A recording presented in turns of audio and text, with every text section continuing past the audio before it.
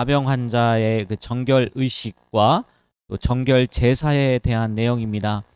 제 1차 이 정결 예식은 제사장이 진 밖에서 행하는 것으로 나병이 걸렸던 환자가 이제 자기는 깨끗해졌다고 아니 정결해졌다고 나병 환자가 정결해졌다고 선포하는 의식이었고 이게 1절부터 9절까지의 내용이고요. 이 정결 의식을 마치고 나면 그는 이스라엘 진 내로 들어올 수 있었습니다. 그리고 제 2차 정결 예식이 이제 행해지는데 1차 정결 예식을 행한 다음 그 7일 일주일이 지난 다음에 그리고 8일째 되는 날에 집행을 했는데 이때 제사장은 치유된 나병 환자를 위해서 성막에서 속죄제와 그다음에 번제 등의 이제 희생 제물을 하나님께 드립니다. 이렇게 2차 정결 예식을 치르고 난 후에야 비로소 그 나병 환자는 자기 장막 곧 가족에게로 돌아갈 수 있었습니다. 오늘 말씀을요 조금만 더 자세하게 설명해 보면 이렇습니다. 1차 정결 예식 1절부터 9절 말씀이라고 드렸지 않습니까? 제사장에게 먼저 데려가요. 그리고 제사장은 진영 밖에서 관찰을 합니다. 봤는데 나병이 나왔단 말이에요. 그러면 정결한 새 2마리 그리고 또 백향목, 홍색실, 우슬초를 가져오게 한 다음에 새 하나는 흐르는 물에서 그 흐르는 물 질그릇 안에서 잡고 또 다른 하나는 산채로 가져다가 백향목, 홍색실, 우슬초와 함께 이제 흐르는 물 위에서 잡은 그 새 피를 찍어서 나병을 정결케 된 자에게 7번 뿌리면서 정하다고 합니다. 그리고 살아있는 새는 어떻게 해요? 놓아져요. 그러니까 2마리, 한 마리는 잡고 그리고 피를 뿌리고 그다음에 한 마리는 놓아준다는 거예요. 이 놓아주는 의미는 그거라는 거예요.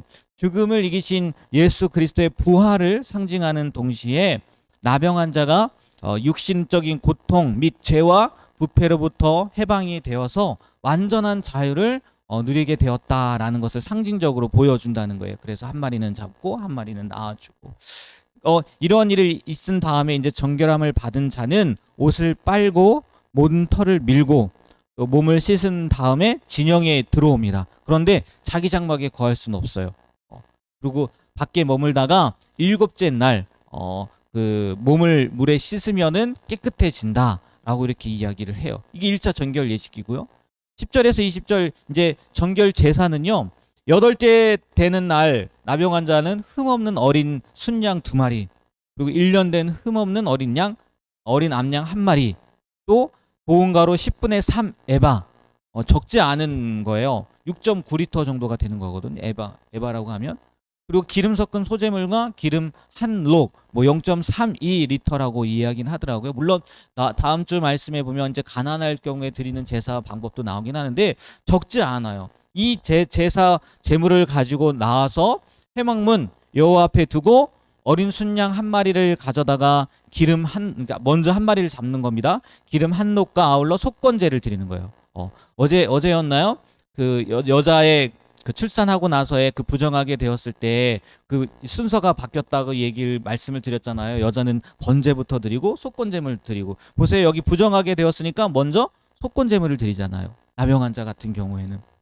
근데 이 속건제는 왜 드리는 거냐? 나병 환자가 이스라엘 진 밖으로 축출당하기 전에 그 나병으로 인해서 잠시나마 이 공동체 부정을 갖고 왔다. 그래서 그것을 용서받기 위해서 드리는 제사라는 거예요. 또 이 제사도 하나님의 언약 백성 중에 하나로 다시 회복되어 자신을 하나님께 바친다는 의미로 드렸다는 거예요. 따라서 이 나병 환자는 이 속건제 희생 제사를 통하여 하나님의 선민된 자격을 회복한 것으로 보았답니다.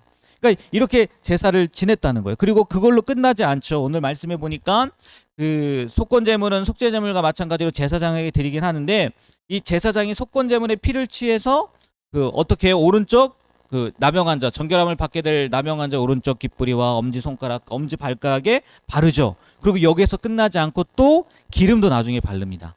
피 위에 나중에 말씀을 드릴게요. 기름을 바른다고 이야기를 해요.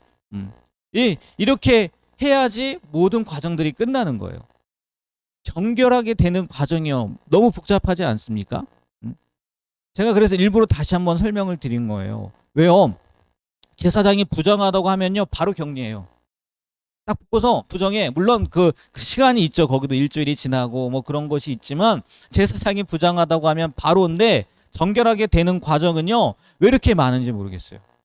복잡하고 하나하나 세밀하고 심지어 이런 과정을 거쳐도요. 다시 부정하게 될 가능성은 늘 있는 거고 또 그때마다 이런 복잡한 과정을 거쳐야 된다는 거예요.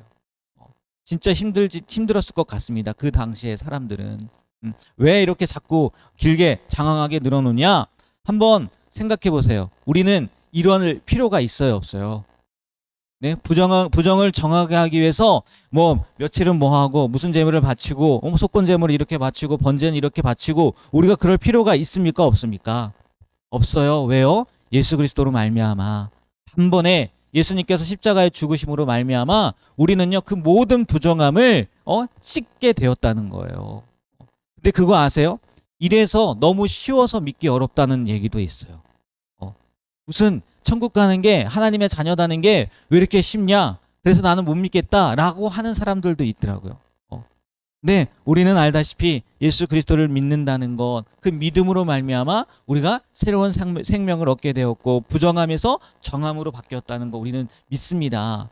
이게 너무나 간단한 것 같기도 하고 너무나 쉬운 것 같기도 하지만 우리 예수님께서 하나님의 아들이고 또 하나님이시기 때문에 우리가 수요 성경 공부 시간에도 배웠지만 그렇기 때문에 우리에게 그렇게 정결함이 쉽게 어떻게 보면 쉬운 건 아니죠. 예수님이 고난을 당하셨으니까 우리 가운데 온 거겠죠. 우리는요 이 예수님을 믿음으로 말미암아 그 과거의 복잡한 과정이 아니라 그 믿음 하나로 구원받을 수 있었다는 것에 있을 수 있다는 것에 대해서 감사함으로 나아가는 하루가 되었으면 좋겠습니다. 늘 기억하셨으면 좋겠어요.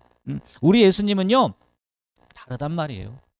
세상에 그 어떤 신과 비교할 수 없는 분이라는 거죠. 그 예수님을 우리가 믿고 있다는 것에 늘 감사하며 살았으면 좋겠습니다. 그리고 15절에서 이제 18절 말씀을 보면 제가 나중에 말씀드린다고 했는데 제사장이 기름을 취하여 여호와 앞에 7번 뿌리고 정결함을 받은 자의 오른쪽 귓부리와 그다음에 오른쪽 엄지 손가락과 엄지 발가락에 바른 다음에 네? 그다음에 그 남은 기름을 정결함을 받을 자의 머리에 바르라고 했단 말이에요. 그러니까 무슨 얘기겠습니까? 속건제 그 희생의 피 위에 뭐를 더 바른 거예요? 기름을 바른 거예요. 기름을. 이거는요 그리스도의 보혈의 그 씻음을 근거로 해서 성령이 성도를 거룩하게 하시며 죄와 싸워서 승리해서 거룩한 삶을 살아갈 수 있는 능력을 베푸신다는 것을 상징적으로 보여준다는 거예요. 그래서 피 위에 기름을 더 발랐다는 거죠. 정말 그렇잖아요. 우리가 지난 수요일 날 그 성령님이 어떻게 우리에게 임하시나 어떻게 임하나 물론 모든 경우라고 나중에 결론을 지어서 말씀을 드렸지만 그 내용 가운데 보면 우리가 어느 때 성령이 임하냐면 회개할 때 성령이 임한다고 말씀을 드렸어요. 이거는 불변의 진리인 것 같아요. 회개가 없이는요 우리가 성령을 경험할 수가 없고요. 성령님이 오실 수가 없어요. 왜요? 성령님은 거룩하신 분이기 때문에 우리 안에 죄가 있다면 더할 수 없다는 거죠. 오실 수 없다는 거죠. 이 지금 구약의 이 제사를 통해서 정결하게 하는 그 제사를 통해서도 다시 한번 상징적으로 다시 한 번이 아니죠. 이미 미리 상징적으로 보여주신다는 거죠. 이 나병 환자가 피로 말미암아 정결하게 되었지만 그 정결함이 끝이 아니라 뭐로 덧입혀져야 된다고요? 성령으로 덧입혀져서 살아야 된다는 거예요. 왜요? 그 신약에 보면 귀신 들렸던 사람이 귀신이 나가지 않습니까?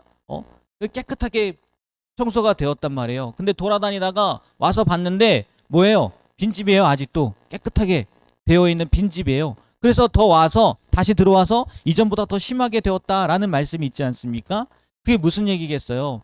구원받았음에도 불구하고 그 안에 회개함으로 말미암아 죄 용서 받았음에도 불구하고 그 안에 무엇으로 채우지 않는다면 성령으로 채우지 않는다면 우리가 성령의 인도로 살아가지 않는다면 언제든지 또 얼마든지 다시 죄 가운데 빠질 수 있다는 거거든요. 오늘 이 구약의 이 나병 환자의 정결 제사, 이 정결 예식만을 통해서도요 우리가 그 사실을 다시 한번 기억했으면 좋겠어요. 그리고 성령 충만한 사람의 삶과 그렇지 못한 사람의 삶은요 다를 수밖에 없거든요. 마치 술 취한 사람이 자기 의지대로 할 수 없고 그 술 기운에 살아가는 것처럼 좀 이 예가 좀 그렇긴 하지만 성령 충만한 사람은요 세상의 방법대로 살지 않는다는 거예요. 성령의 이끄신 대로 살아간다는 거죠. 그리고 거룩하신 성령님께서 우리에게 잘못된 길로 인도하시겠냐는 거예요. 아니라는 거죠. 오늘 이 말씀을 통해서 피를 바른 다음에 기름까지도 발라주셨구나. 그것은 우리에게 덧입혀진 성령이 임해야 된다는 것을 의미하는 거구나, 상징하는 거구나 라고 생각하시고 내 안에 정말 성령 충만함이 있는지, 아니면 나는 그 성령의 인도대로 살아가고 있는지, 과거 다시 죄 가운데 빠지려는 그런 모습은 있지 않은지 오늘 말씀을 통해서 다시 한번 성령 충만함으로 덧입혀지게 되는 우리 모두가 되길 주님의 이름으로 부탁드립니다. 네, 기도하겠습니다. 하나님, 나병 환자의 정결함을 통해서 이 복잡한 과정을 예수 그리스도 우리 주님께서 단번에 끝내주셨고, 부정했던 우리가, 정말 죄악 가운데 살았던 우리가 거룩해지고 또 깨끗해졌다는 것 다시 한번 하나님 보게 됩니다.